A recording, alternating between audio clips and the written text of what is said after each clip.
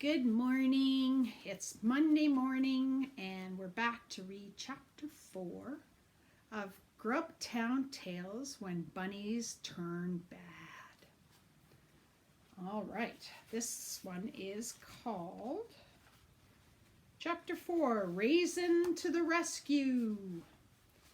Jilly, Cheeter, and Mango Claptrap suddenly found themselves bathed in the brilliant white light of a very powerful torch. A torch is a flashlight. The man holding the torch was holding a silver-topped cane in the other hand. His face was hidden in the shadows, but the silver knob of the cane appeared to be carved into the shape of a grinning, wrinkly fruit.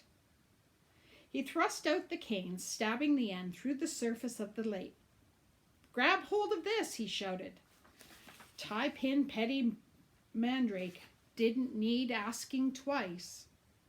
Blinking in the brilliant light, he managed to hold onto the cane, and the man, with a little help from Jilly, Cheeter, and Mango Claptrap, heaved the bedraggled boy onto dry land. The chimpanzee made encouraging noises from the sidelines and jumped up and down as if he was on an invisible pogo stick. And there they are, dragging him out of the lake. Tie-Pin sat in the one pool of light in the acres of darkness, dripping onto the grass. "We'd better get you out of those wet things," said the man. "Follow me." Jilly, Cheeter caught sight of his face in the white torchlight. She gave a little gasp of surprise. He looked so wrinkled, so strange, yet so familiar, and somehow so friendly. Then Jilly suddenly realized why.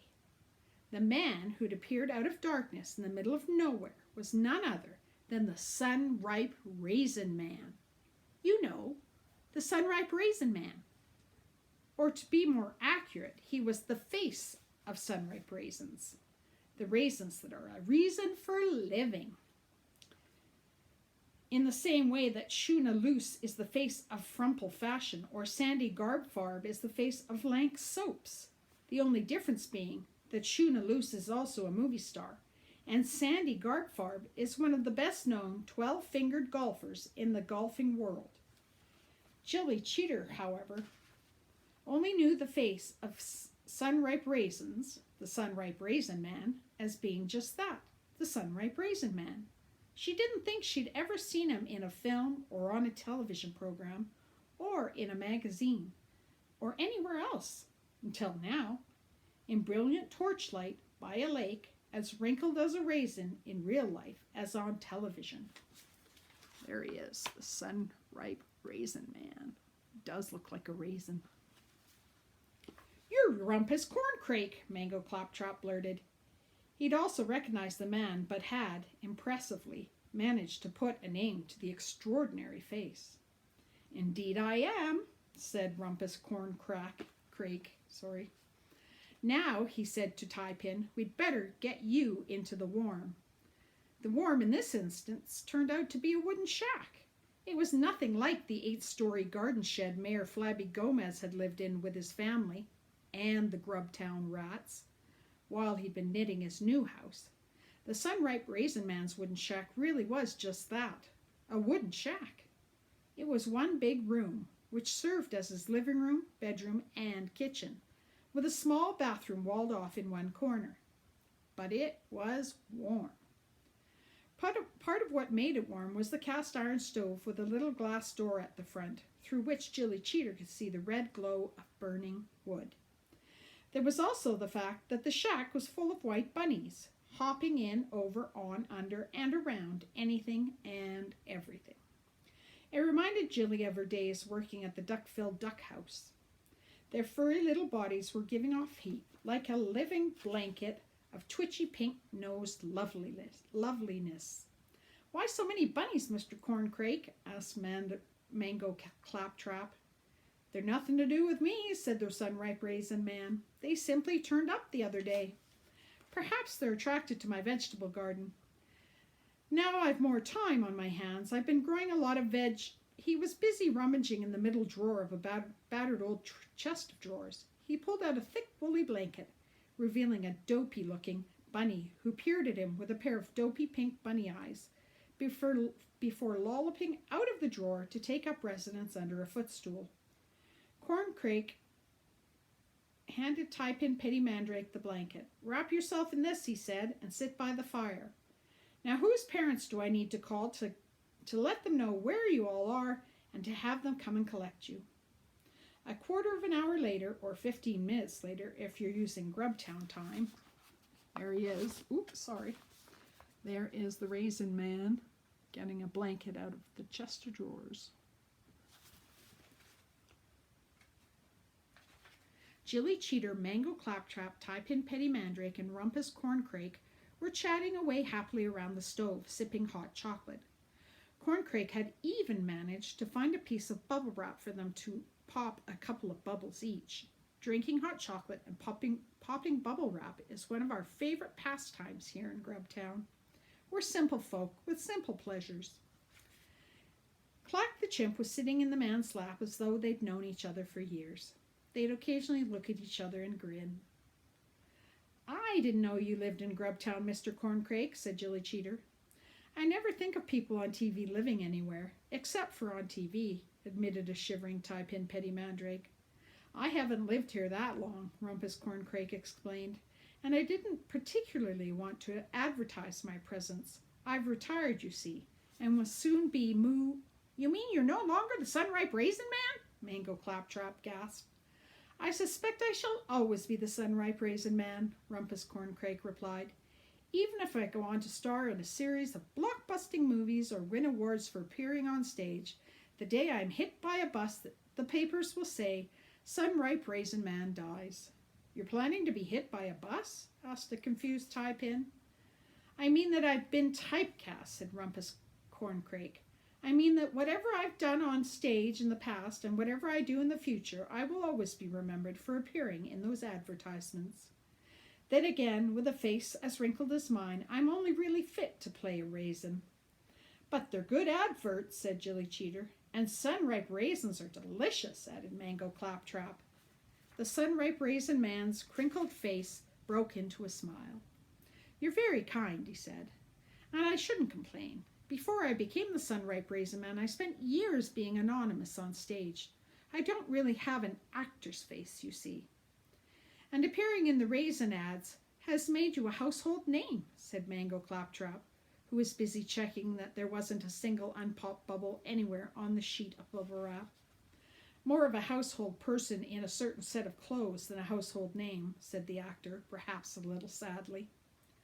"The name the Sunripe Raisin people want you to remember is Sunripe Raisins, not Rumpus Corncrake." "But I knew you were called Rumpus Corncrake, Mr. Corncrake," Mango Claptrap reminded him. "But you're no ordinary boy," said Rumpus Corncrake, looking at Mango in his ridiculously short shorts. While the four humans chatted away happily around the stove, Clack the chimp was in the meantime proving a big hit with the bunnies. He jumped off Mr. Corncrake's lap and had swung over to them. He was like a bunny magnet. The chimpanzee attracted the rabbits like cheese is supposed to attract mice, or marmalade attracts wasps, or how just about anything stealable attracts Grabby Hansen, our chief of police. There's Clack the monkey with all his bunny friends. They were twitching their little pink bunny noses around the chimp. They were bobbing their bobtails. They were chattering their pairs of sticky outy front teeth, and they all seemed to be giving him their undivided attention. Jilly was watching them with interest when there was a knock on the shack door. A moment later, Tie-Pin Petty Mandrake's father, Wide Brim Petty Mandrake, was standing in the room with them. Wide Brim is a very irritating man. I get on with most people, and not just people, but children too, sometimes, if they stand far enough away from my beard. But as I'm sure I've mentioned at least once before, this man is enough to make a fellow Grubtowner think about selling up and moving to Werty, and we hate Werty. So that only goes to show how irritating we find Wide Brim Petty Mandrake. He was carrying a bundle of dry clothes and trying to shake off a buck-toothed bunny who was clinging to the bottom of his trouser leg. Go and put these on at once, he said, handing the clothes to Tie Pin, who was now toasty warm in the borrowed blanket. No one in their right mind would leave a nearby lake unattended in the dark. It was a miracle you weren't all drowned. Wide-brimmed Petty Mandrake is almost as good-looking as Scrabby Hansen, who is so handsome that he's better looking than most Hollywood movie stars, who are just pretending to be policemen in their films. The trouble is, Petty Mandrake has such a whining voice that you want to grab the nearest thing to muffle it. A pillow, a sheep, a passing cloud. There he is. That's Wide Brim. Notice his hat, because they talk about that later. Notice what's on his hat. All right, where are we? And not only that, he whinges, which means you're listening to someone whinging in a whining voice, which certainly isn't a winning combination. I heard a story from Camshaft Thrift in the Rusty Dolphin, I think it was, that once, when Wide-Brim Petty Mandrake was amongst those people rescued by the lifeboat crew over at Limp, when the pleasure cruiser, the Doomed Sieve, suddenly sprang a surprise leak, they took him out of the lifeboat and put him back on the sinking cruiser for the safety of the other rescued passengers. Apparently, so many of the people aboard the lifeboat had requested that they be put back in the sinking ship or in the sea rather than having to spend another minute with that complaining man. The crew took the decision to put him back and come back for him alone later on. That's how annoying most of us find him, and I'm sure you would too. Now, can we please get on? Good, thank you. Wide-Brim Petty Mandrake led his son, Jilly and Mango, from Rumpus Corncrake's shack, lighting the way ahead with a lamp he had attached to the front of that strange hat he always wears.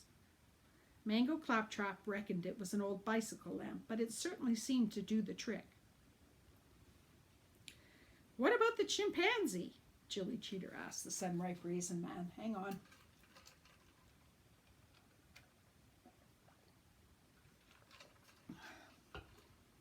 Had a little tickle.